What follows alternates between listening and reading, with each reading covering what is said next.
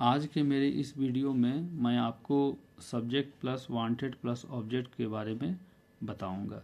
इससे पहले वाली वीडियो में मैंने आपको बताया था सब्जेक्ट प्लस वांट या वांट्स प्लस ऑब्जेक्ट, जिसमें कि कोई भी वस्तु चाहिए प्रेजेंट में तो हम उसकी अंग्रेजी बनाते थे सब्जेक्ट प्लस वांट या वांट्स प्लस ऑब्जेक्ट के रूप में।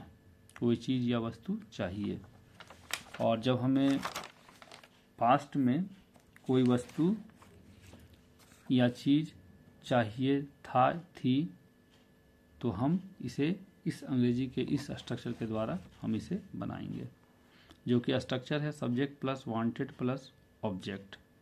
पहचान के तौर पे हम याद रख सकते हैं चाहिए था कोई चीज़ या वस्तु, और इसे जब नेगेटिव में बनाएंगे तो subject plus did not want plus object के रूप में, और इसी को जब हम इंट्रोगेटिव में बनाएंगे तो did plus subject plus want plus object के रूप में, और WH में बनाएंगे तो हम डिड से पहले WH वर्ड का यूज करेंगे और did plus subject plus want plus object के रूप में बनाएंगे। तो आगे हम एग्जाम्पल के तौर पे देखते हैं। उसे मोबाइल चाहिए था, तो इसकी अंग्रेजी हो जाएगी ही वांटेड अ मोबाइल। इसी को जब हम नेगेटिव में बनाएंगे तो he did not want a mobile, उसे मोबाइल नहीं चाहिए था। उसी तरह से जब इंट्रोगेटिव में होगा did he want a mobile, क्या उसे मोबाइल चाहिए था। और जब इंट्रोगेटिव वर्ड्स के माध्यम से बनाएंगे WH वर्ड से तो what did he want a mobile, उसे क्या मोबाइल चाहिए था। और नेक्स्ट सेंटेंस है उसे बोतल चाहिए थी, तो इसकी अंग्रेजी हो जाएगी ही वांटेड अ बोतल। उसी तरह से इंट्रोगेटिव में होगा या नेगेटिव में होगा तो ही डिड नॉट वांट अ बोतल, उसे बोतल नहीं चाहिए थी। इंट्रोगेटिव में क्या उसे बोतल चाहिए थी, तो डिड ही वांट अ बोतल, उसे क्यों बोतल चाहिए थी, तो उसकी अंग्रेजी हो जाएगी why did he want a बोतल।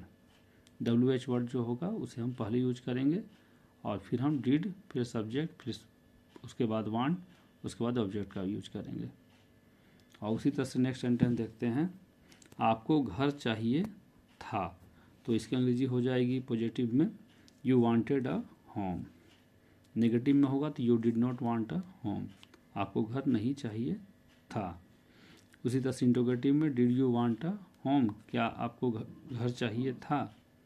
और यही आपको WH वर्ड में होगा तो उसको उस वर्ड का यूज पहले करेंगे और इस तरह से बना सकते हैं why did you want a home. तो नेक्स्ट सेंटेंस हम देखते हैं आगे।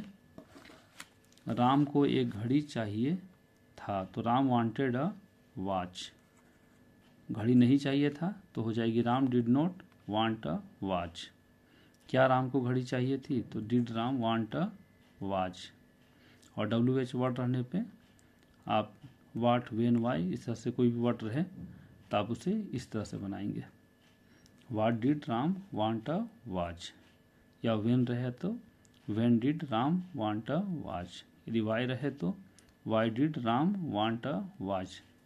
इस तरह से कोई भी इंट्रोगेटिव वर्ड्स होंगे तो आप उसे आगे लगाकर इंट्रोगेटिव वाले स्ट्रक्चर के द्वारा आप इसे बना सकते हैं।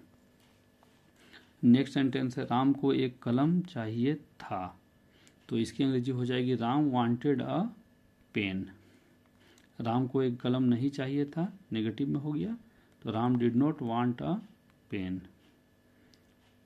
इंट्रोगेटिव में होगा तो did Ram want a pen. उसी तरह से जब WH वर्ड में होगा तो वाट, वाई, वेन पहले लगाएंगे और बाद में what did Ram want a pen. Why होगा तो why did Ram want a pen. When होगा तो when did Ram want a pen. इस तरह से जो भी WH वाले वर्ड्स होंगे उनको पहले लगाकर हम इसे इंट्रोगेटिव से बना सकते हैं। मुझे एक बाइक चाहिए थी, तो इसकी अंग्रेजी हो जाएगी पॉजिटिव में I wanted a bike. Negative में होगा तो I did not want a bike, मुझे एक बाइक नहीं चाहिए थी। तो उसी तरह से इंट्रोगेटिव में did I want a bike और WH वर्ड्स रहेंगे तो आपको बना सकते हैं इस तरह से what did I want a bike. तो हमने यूज ऑफ वांटेड के बारे में आपको बताया। और लास्ट एग्जांपल लेते हैं।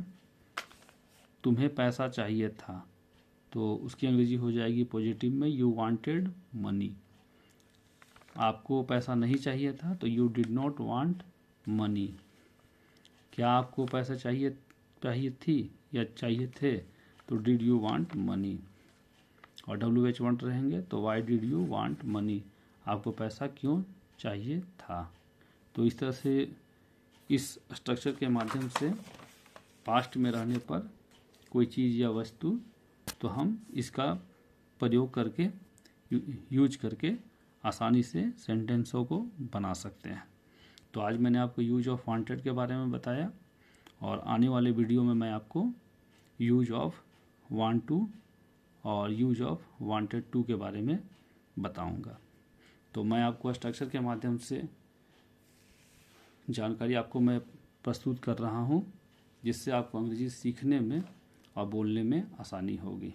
तो जहाँ तक मैं आपको ये जानकारियाँ आपको दे रहा हूँ और इन जानकारियों से आपको आसान हो रहा होगा इंग्लिश सीखने में और समझने में, तो आप मेरे इस वीडियो को लाइक करेंगे और मेरे चैनल को सुनील सिंह सीखो इंडिया को सब्सक्राइब करेंगे, ताकि मुझे भी पता चले कि आप मेरी वीडियो को पसंद कर रहे हैं, ताकि मैं और भी वीडियो आपको ला सकूं और अच्छे तरीके से बता सकूं। तो अगले वीडियो तक के लिए धन्यवाद।